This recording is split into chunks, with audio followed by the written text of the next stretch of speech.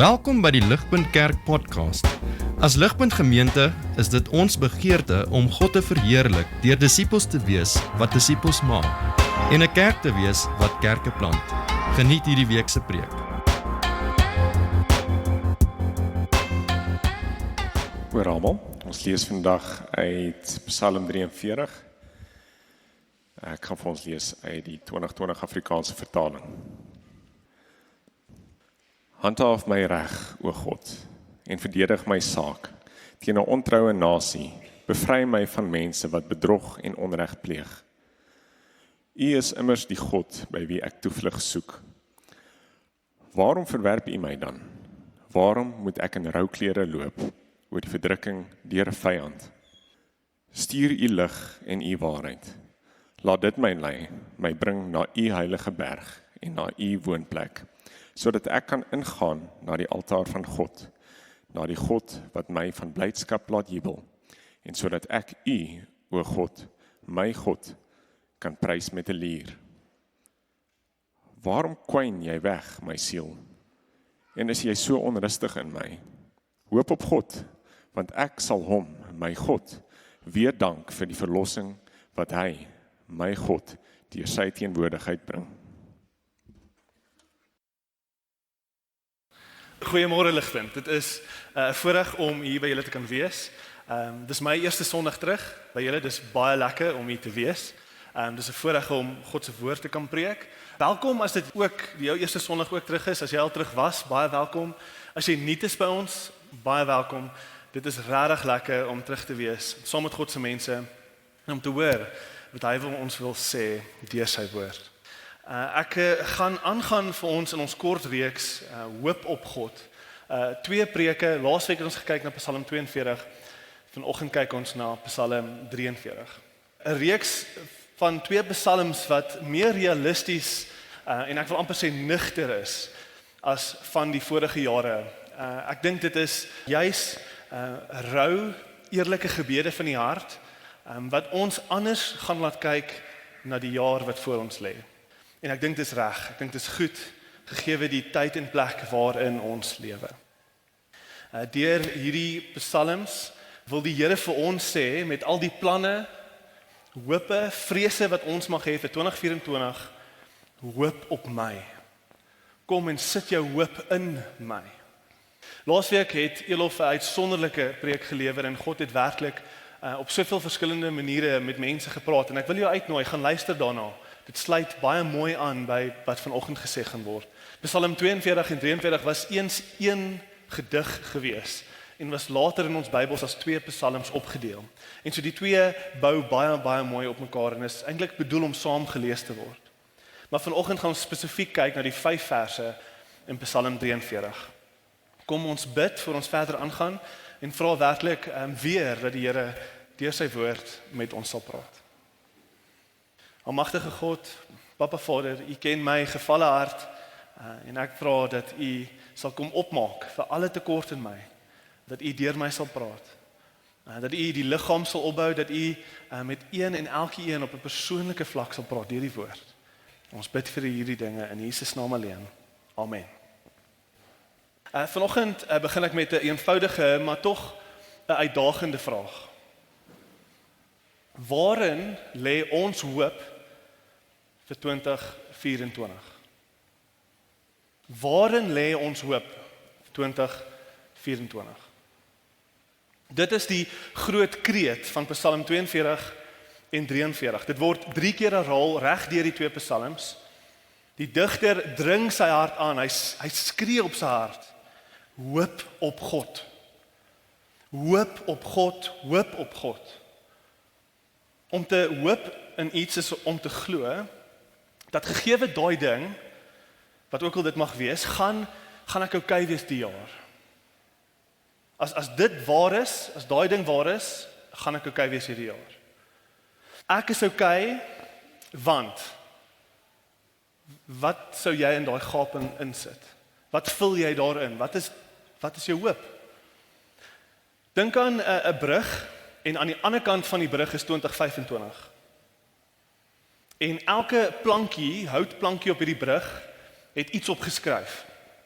En soos wat jy treukie vir treukie vat oor hierdie brug en jy trap op hierdie opskrifte wat op hierdie plankies is elke opskrif iets wat jou hoop. Dis iets wat jy jou gewig op gaan sit en jy gaan op daai ding staan om aan die ander kant van hierdie jaar uit te kom. Wat is daai goeders?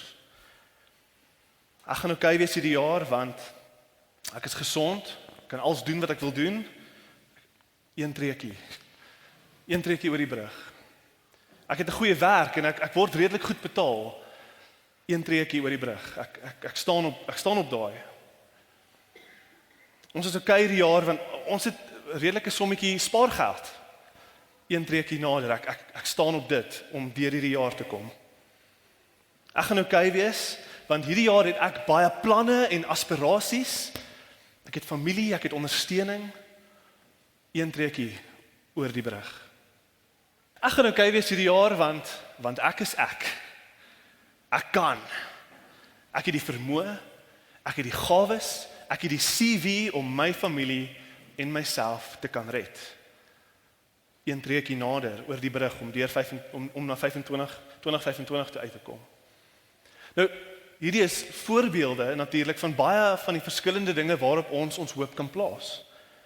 En dis gewoonlik meer subtiel as hierdie, nee, as ons nou eerlik moet wees. Dis nie asof ek vir myself sê ek hoop in hierdie dinge nie. Dis baie meer subtiel. Dis meer asof ons lewe met die gewig van ons harte op hierdie dinge. Ons lewens wys dat ons hoop in hierdie dinge is. Dis nie asof ons dit oor en oor vir onsself sê nie.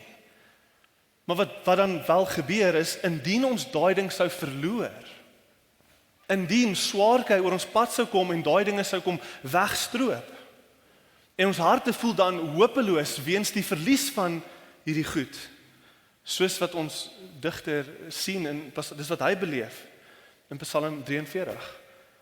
Dis dan wat ons eers besef hoeveel gewig hierdie dinge werklik gedra het in ons lewens. Dis dan wanneer ons besef dit was 'n swak en 'n gevaarlike plankie waarop ek gestaan het. Dit is wat Psalm 42 en Psalm 43 so ryk en so diep en eerlik maak. Dit is omdat dit die rou en eerlike worstelinge is van iemand wat sy aardse hope, die dinge waarin hy sy hoop gesit het, onder hom uitgeruk was. En nou moet hy het nie 'n ander keuse nie, nou moet hy hoop op God. Ligpunt, ek wil julle uitnooi, hierdie is nie die optimistiese preek waarmee ons gewoonlik 'n jaar mee wil afskop nie. Ek verstaan dit. Maar ek het 'n sterk gevoel, dit is wat die Here juis wil hê ons moet hoor hierdie jaar. Voel die Here wil met erns ons voorberei vir die jaar wat voor ons lê. Nie een van ons weet vanoggend wat hierdie jaar vir ons gaan inhou nie. Maar hierdie is wat sy woord vanoggend vir ons wil sê. Luister, want of jy het hierdie nodig, of jy gaan hierdie erns in die jaar nodig hê, of iets het laas jaar gebeur en jy het dit nodig gehad. Ons almal gaan deur tye waar ons aardse sekuriteite onder ons uit weggeruk word. Wanneer daai plankie breek en jy val deur, waar jy werklik hopeloos voel. Ons het hierdie nodig, want ons moet weet wat om te doen in daai tye van hopeloosheid. Hoe bring ons dit na die Here toe? Dit is Psalm 43. Hoe bring ons hopeloosheid na die Here toe? Ons gaan vanoggend die Psalm opbreek in 3 dele. Eers is die digter gedisoriënteer in vers 1 en 2. Dan heroriënteer hy homself in vers 3 en 4. En dan kalibreer hy homself. Hy praat met homself. En dis hoe ons na vanoggend se Psalm gaan kyk. Kyk saam na die eerste punt in vers 1 en 2. Die digter is gedisoriënteer. Ons Psalm begin met die digter wat uitroep na God toe, omdat die mat onder sy voete uitgeruk is. Hy lê op die grond, hy is platgeslaan, hy is gedisoriënteer onder die hand van een of ander misdaad, 'n onreg, swaar kry het plaasgevind. Hy roep uit in die Engels, vindicate me. Maak reg die onreg wat teen my plaasgevind het, regverdig my.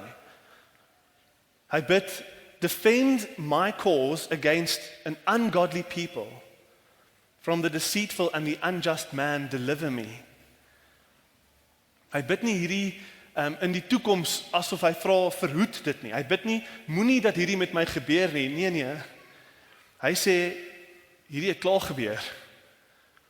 Hierdie het klaar gebeur. Here, asseblief, dit het gebeur, wat gaan aan?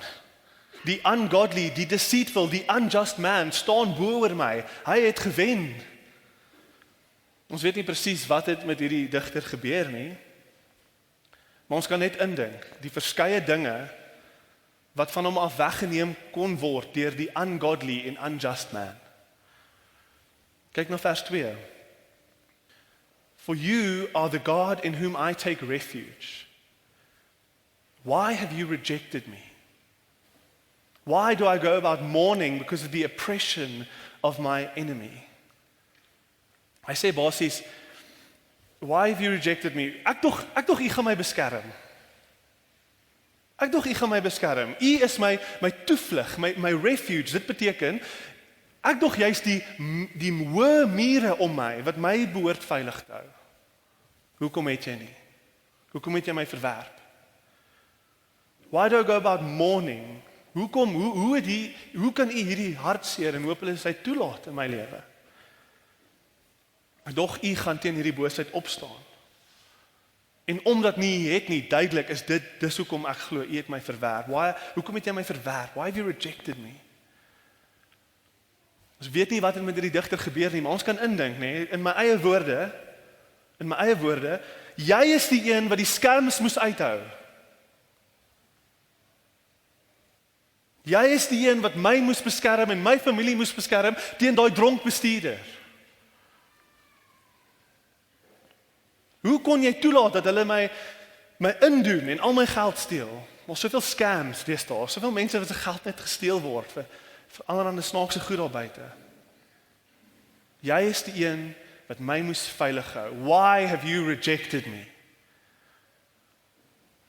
Hy vra basies wat ons almal vra in tye van swaar kry wanneer onreg teen ons plaasvind. Hy vra wat ons almal vra, hoekom God? Hoekom Here?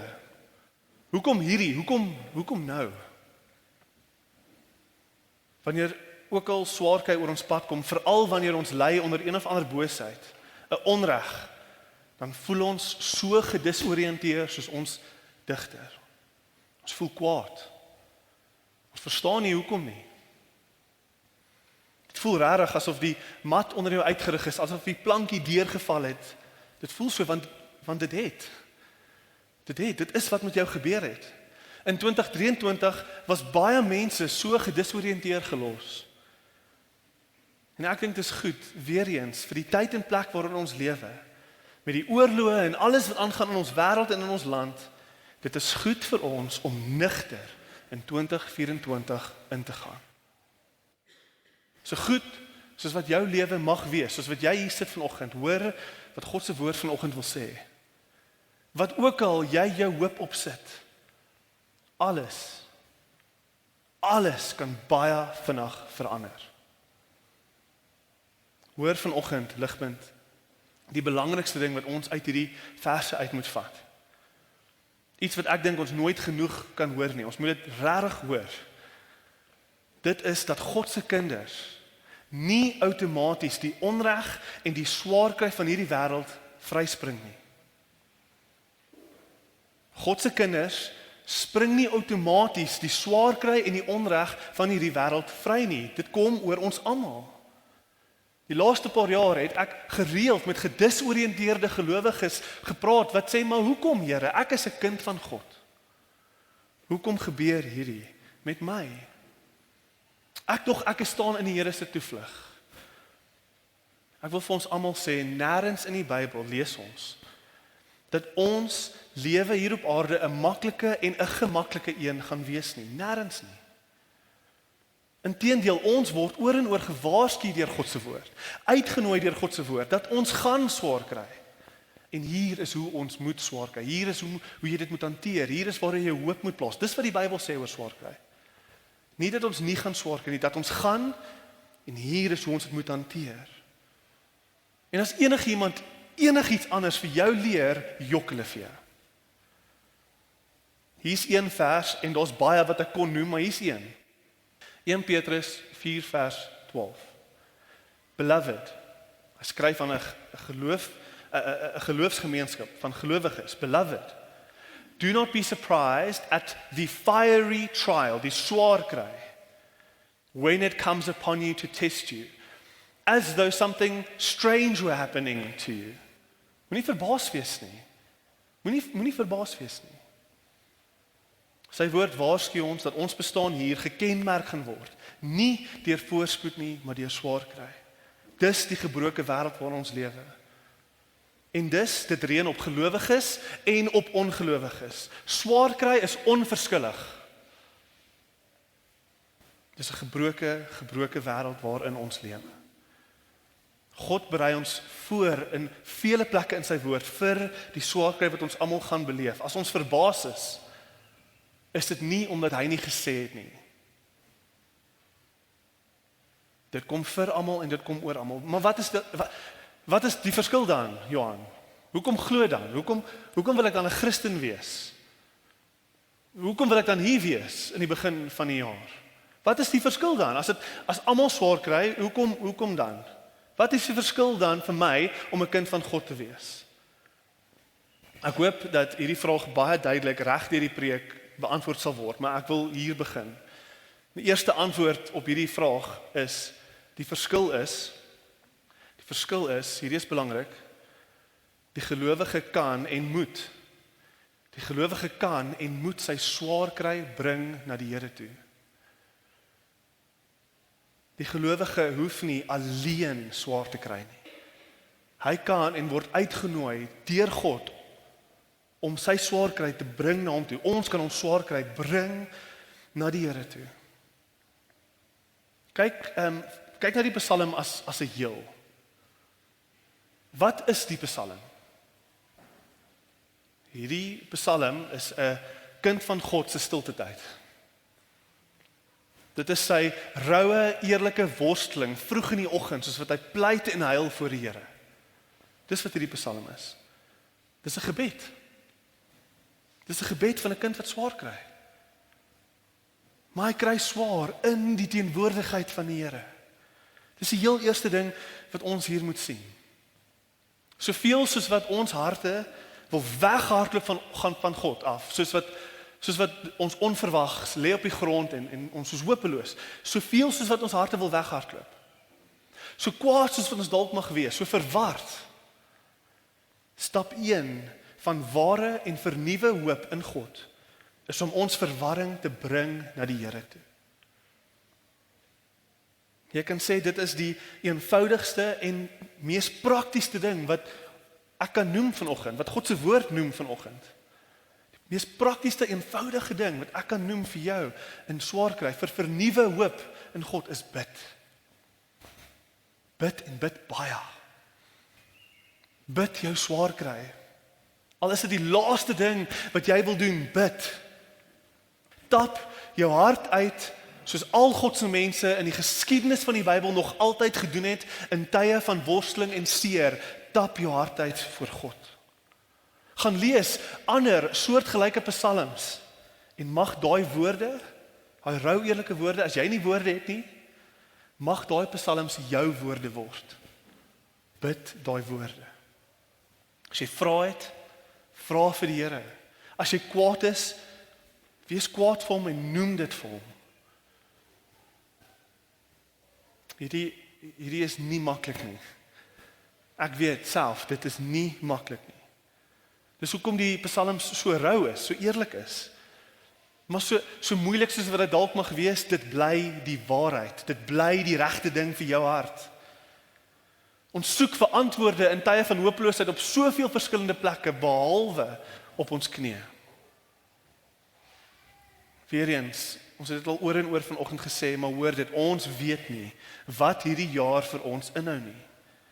Maar die nigter versoek van ons psalm vanoggend is dat ons hierdie jaar nie alleen sal worstel nie.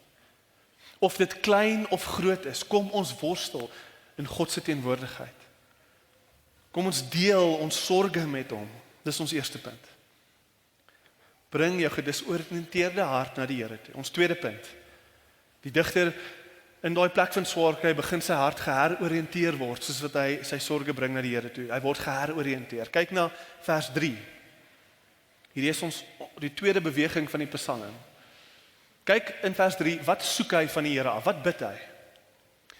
In vers 3 bid hy, send out your light and your truth and let them lead me. Geheroriënteer, hy het rigting. Hy het nie rigting gehad nie, maar ergens in die proses van roue, eerlike worsting met die Here, let them lead me. Vat my op u pad, lei my. Waarna toe? To your holy hill and to your dwelling. Daar waar jy is, Here. Let your light and your truth, let them lead me. Wanneer ons na die Here toe beweeg en nie weg van hom af nie, gebeur iets kragtig. Ek dink dis 'n wonderwerk dat dit gebeur. Dis 'n wonderwerk dat dit gebeur. Wat gebeur is, God se lig en sy waarheid begin deurgaans in en deur ons werk. En dit tel ons uit, ons hopeloosheid uit. Nou onthou, dit gebeur, maar ek het 30 minute om iets te verduidelik en oor te dra wat selde oornag gebeur. Dit gebeur nie vir jou en vir my oor 30 minute nie. Kyk, dit gebeur oor 'n lang tyd, maande, selfs jare, waar ons eers worstel en dan na 'n plek toe beweeg waar ons hart begin geheroriënteer word. Dit vat tyd en met tyd is dit wat gebeur. Met tyd begin goddelike, hemelse perspektief die donkerte om ons verlig. Sy lig en sy waarheid en sy soewereine planne begin iets wees waarin ons harte rus. Al dink ons dis nie nou moontlik nie, en al voel jy nie dis nou moontlik nie. Hoor, dit is wat gebeur. Ek haat dit om in die begin van die jaar oor Eskom te moet praat. Maar julle weet wanneer die krag afgaan, en dan gaan die krag skielik af en dan is alles pikdonker. Veral in die aande, dis pikdonker. En jy kan nie eintlik sien enigiets wat om jou aangaan nie. Jy is gedisoriënteer. Die krag gaan af en dis pikdonker. Sê maar net, jy hou jou oë toe. En jy hou jou oë toe, jy kyk nie om jou nie. Wat dan sal gebeur is, alles sal donker bly. Soos ons almal weet, dit sal donker bly. Maar as jy jou oë oopmaak en jy staar in die donkerte in, as jy wag net 'n bietjie, as jy aanhou probeer kyk om jou, wat gebeur? Jou oë begin aanpas. Stadig maar seker, kan jy begin uitmaak in die donkerte wat om jou aangaan. Wanneer ons swaar kry, en die ligte van ons lewens gaan af, en die hoop wat ons in iets gesit het, word weggeruk, dan wat ons wil doen, is ons wil ons oë toehou in die donkerte. Ons wil ons oë toehou, ons wil niks weet van die Here nie, ons wil niks weet van hom af nie, ons wil niks met hom te doen nie, ons wil ons oë toehou. Maar, om te gaan na die Here toe, al voel dinge hoe donker, dis soos om jou oë oop te hou in die donker, ten spyte van wat jou hart vir jou sê. Dis soos om jou oë oop te hou. En soos wat jy jou oë oop hou in rou, eerlike gebed, en jy bring daai sorge na die Here toe. Jy vra hom, Here, verlig hierdie donkerte vir my, gee vir my goddelike perspektief, laat u lig en die waarheid my lei. Soos wat ons dit doen, en ons hou ons oë oop. Hoor, jy gaan begin uitmaak wat om jou aangaan. Jy gaan van 'n gedisoriënteerde plek na 'n geheroriënteerde plek toe gaan. Jy gaan begin verstaan waar jy is en wat om jou aangaan. Ek wil hê ons moet hoor vanoggend dat wat God ons hier leer in sy woord is dat daar is 'n werk wat net God kan doen in jou swaar kry. Daar is 'n lig wat net hy kan bring tot die verwarring wat jy beleef in swaar kry. En so ons moet na hom toe gaan, ons het nie 'n ander keuse nie. As ons dit sonder hom probeer doen, sal ons gedisoriënteer bly. Ek wil nog vir 'n oomblik hier stil staan en net iets sê oor presies wat hierdie lig en hierdie waarheid is. Wat moet ons verwag van die waarheid en lig van God? So, waarheid en lig, dit is beelde van blootstelling. Jy word ge-expose, okay, dis wat lig doen. Dit expose, dit maak oop, dit maak iets sigbaar wat voorheen 'n blind spot was vir jou. Jy het dit nie gesien nie, jy het nie geweet daarvan nie. Jy was in die donkerte. En dan kom die lig aan en dan sien jy sien jouself. En jy sien jou lewe in die lig. Dit is belangrik vir ons om te hoor dat swaar kry.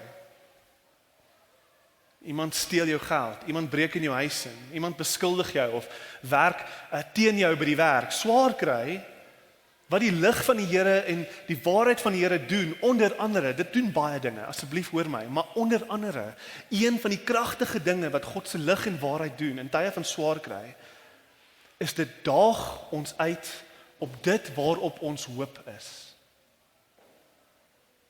Dit daag ons uit op dit waarop ons hoop is. Dit wys jou blind spot. Dit wys jou waarin jy regtig jou geluk vind. Regtig jou sekuriteit, selfs jou betekenis, jou selfvertroue, jou identiteit. Waarin vind jy regtig waar is jou hoop? Dis waar jou hoop in regtig is. Dit wys jou dat tot 'n groot mate ons baie mag en beheer gee vir die aardse verganklike dinge om ons. Ons gee baie van die beheer van ons lewens vir daai goed. Swaar kry en God se lig en waarheid wys vir ons hoe swak daai plankies is waarop ons staan, soos wat ons deur 'n jaar probeer kom. Op hierdie manier kom God se lig en waarheid en dit doen baie dinge. Maar dit kom en dit werk deur ons swaar kry om ons te vorm en vou. Dit kom en soos wat God se woord sê, dit werk uit vir ons goed. God kom en hy gebruik die swaar kry in ons lewens en hy werk dit uit vir ons goed. Dis wat God se woord sê. Daar's 'n spesifieke vers waarna ek hier verwys. Wanneer God se woord sê hy werk dit uit vir ons goed. Praat ons van Romeine 8 vers 28 en 29. Ek wil vir julle iets baie belangrik wys. Hier is 'n bekende vers. Ek wil vir julle iets baie belangrik wys van wat God doen in swaar kry deur hierdie bekende vers. Kyk gou na Romeine 28 en 29 saam met my. Ons ken hierdie verse. And we know that for those who love God, all things work together for good. Daar's dit. Alles werk uit vir ons goed. For those who are called according to his purpose. Maar kyk gou na vers 29, daai tweede sin. For beteken hier's die doel. Hier is wat hy doen met die goed. For those whom he foreknew, he also predestined to be conformed to the image of his son.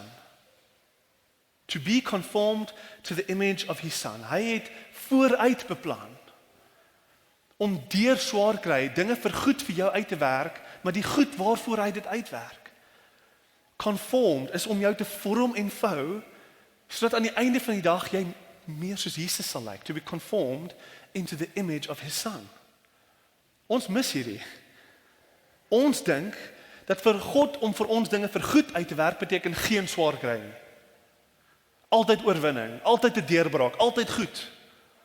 En al gaan dit sleg, gaan hy dinge uitwerk vir ons volgens ons definisie van sukses. En wanneer dit nie gebeur nie, is ons verward. Ons is gedisoriënteer.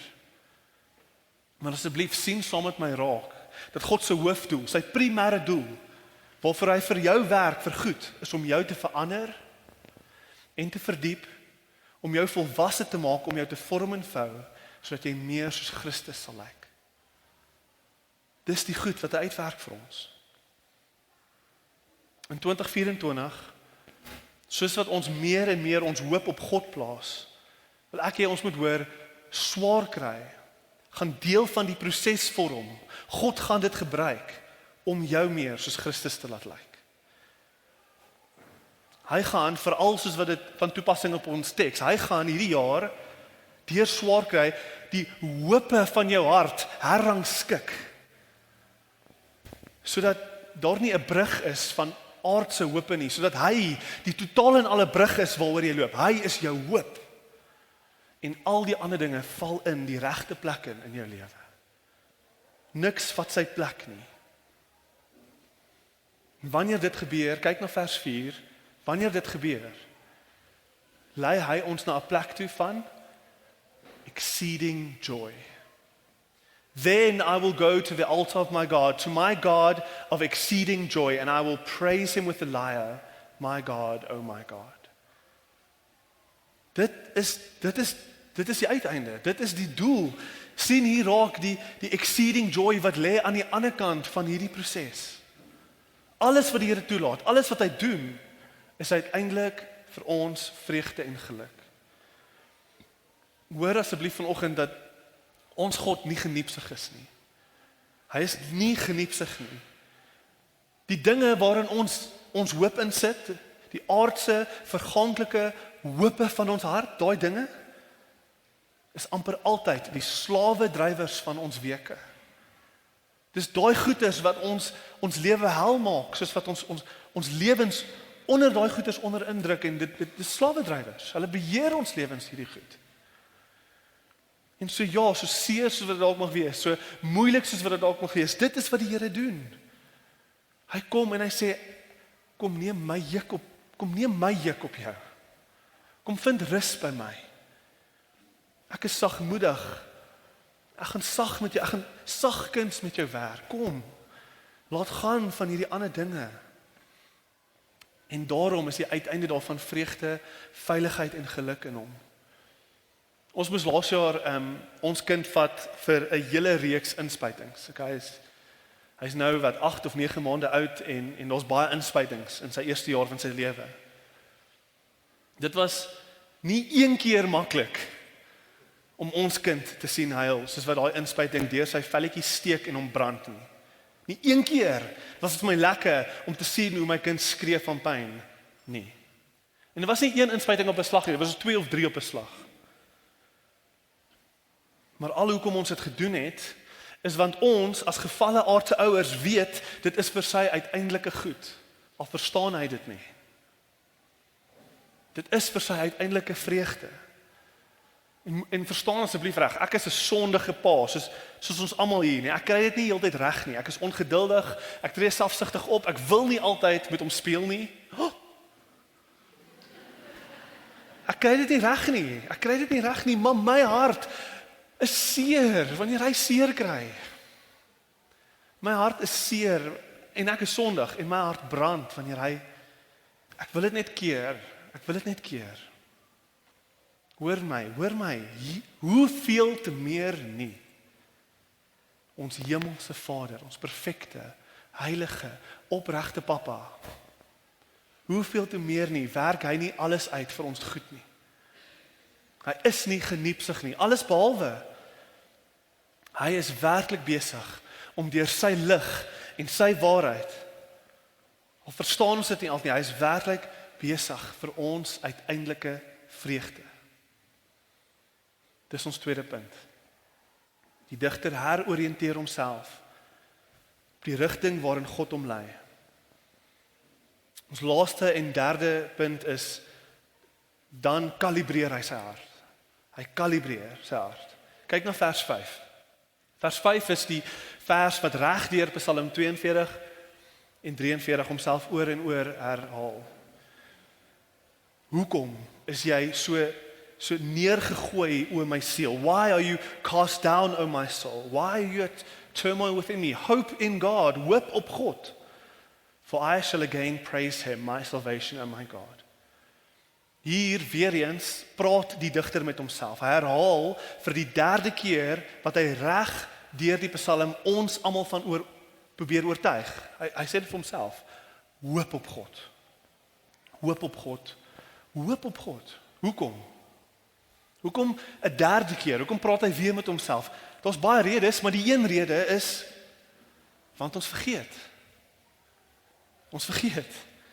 Dis in ons natuur om weer te wil afwandel van die goeie paadjie wat God ons opsit. Dis in ons natuur om ons sien lig, ons sien waarheid, ons gaan deur 'n tyd van swaar kry, ons is op ons knieë elke aande en ons is ryk in God. En dan gaan dinge weer goed. Ons het ons sekuriteit in God en dinge gaan weer goed en dan vergeet ons weer met tyd. Ons vergeet weer en ons drink in die alkohol van die wêreld. Dit maak ons dronk. Ons drink in die wêreld se boodskappe van leë goed, leë hoop. Al daai dinge drink ons op en ons word weer dronk. wat die wêreld vir ons sê die goeie lewe is.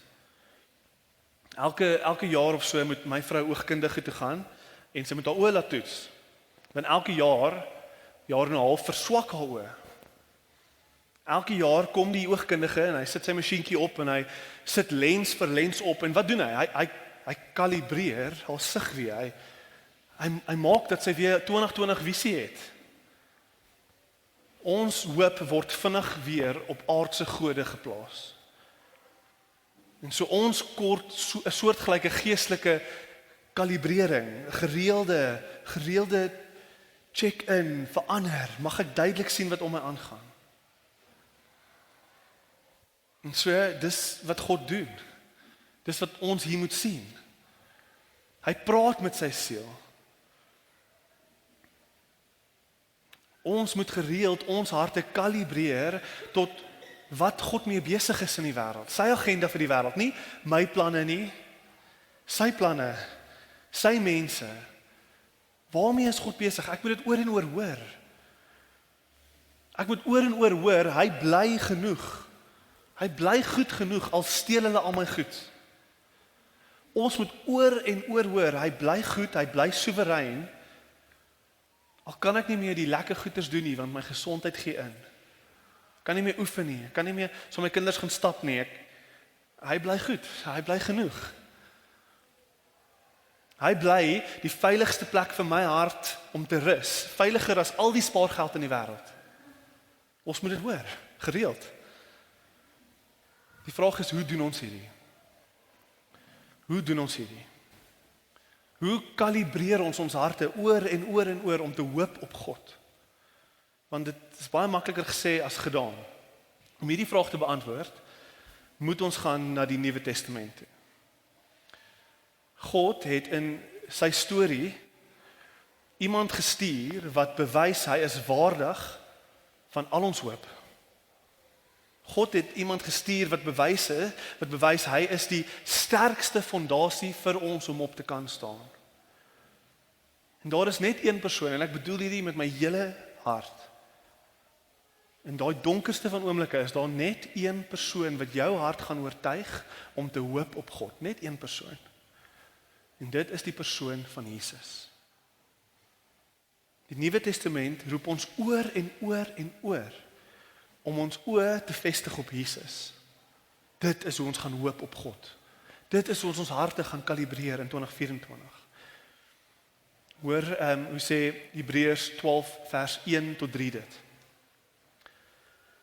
And let us run with perseverance the race that is marked out for us. Fixing our eyes on Jesus, the pioneer and perfecter of our faith. For the joy set before him, he endured the cross, scorning its shame, and sat down at the right hand of God, at the right hand of the throne of God. Weer eens, consider him. Kyk na hom, vestig jou oë op hom. Consider him who endured such opposition from sinners, so that you will not grow weary and lose heart. Hoe gaan jy daai eerste gebed bid in die donkerste nag van hooploosheid, wanneer jy jou oë wil toehou? Hoe gaan ons aanhou bid na lang seisoene waar ons voel die Here antwoord ons nie? Hoe gaan ons aanhou God vertrou wanneer niks van die lewe om ons sin maak nie? Hoe gaan ons aanhou ons hoop plaas op God al is die versoekings van die wêreld so sterk om ons? Fixing our eyes on Jesus. Die oë van ons harte te vestig op Jesus. Ligpunt, hoor asseblief hierdie. Wanneer ons kyk na Jesus en ons sien hoe hang hy op die kruis. Wanneer ons kyk na hom, sien ons hoe hy die perfekte seun van God, sondeloos. Ons sien hoe hy ons sonde op homself gevat het sodat die Vader wegdraai van hom af. Hy word afgesny van die Vader af, sodat ons nooit kan afgesny word van die Vader af nie. Ons kan nie. Want hy was totaal en al afgesny van die Vader af. Sodat die Here by ons kan wees, selfs in ons donkerste oomblikke. Wanneer ons kyk na Jesus, onthou ons die radikale liefde van God en dit herinner ons, hy is in ons, hy is vir ons in alles. Al voel jy, why my God have you rejected me, wys die kruis van Jesus ons, hy het nie. Hy is vir jou, kyk wat het hy gedoen. Hy het die kosbaarste ding vir jou opgeoffer, sy eie seun. Al verskil die uitweg, die goed wat jy wil hê, al verskil dit met die goed wat God besig is om vir jou te gee, kan ons vertrou dat dit 'n liefdevolle ding is, want God het sy seun opgeoffer. Hy het sy seun opgeoffer. Al het ons teruggeval in die verskriklikste sondes in. Al het ons weggehardloop van God af en ons het ons rug gedraai op hom en ons het onsself gaan dronk maak op die wêreldse sondes en ons het ons hoop daarin probeer vind. Al is dit ons storie, soos ons hier sit vanoggend. As ons kyk na Jesus, sien ons een wat elke liewe een van daai sondes wegwas vir jou. Spoel dit weg, sodat jy vanoggend kan terugkom na hom toe. Sodat jy vanoggend jou hart met hom kan deel. Wanneer ons kyk na Jesus, sien ons dat God die seer en die swaar kry van die wêreld, hy verstaan dit. Hy verstaan regtig jou seer. Jy kan enigiets met hom deel. Want hy het self die donkerste nag beleef. Daai dag toe sy vriende hom verlaat. Toe sy God hom verlaat. En toe die oordeel van die Here wat op ons moes land op hom geland het. Hoe kalibreer ons harte, ons vestig ons oë op Jesus? Want in hom vind al God se beloftes sy ja en amen in hom. En ligpunt die laaste stukkie toepassing wat ek wil gee is, ons moenie vergeet dat ons mekaar nodig het vir hierdie proses nie. God se grootste geskenk vir ons in swaar kry is mekaar. Partykeer kan jy nie bid nie, daar's mense hier wat vir jou sal bid. Partykeer kan jy nie sing nie, daar's mense hier wat vir jou sal sing. Partykeer vergeet jy om jou oë te vestig op Jesus, daar's mense hier wat vir jou sal sê, onthou vir Jesus. Ons kort mekaar vir dit. Ons kort mekaar vir dit.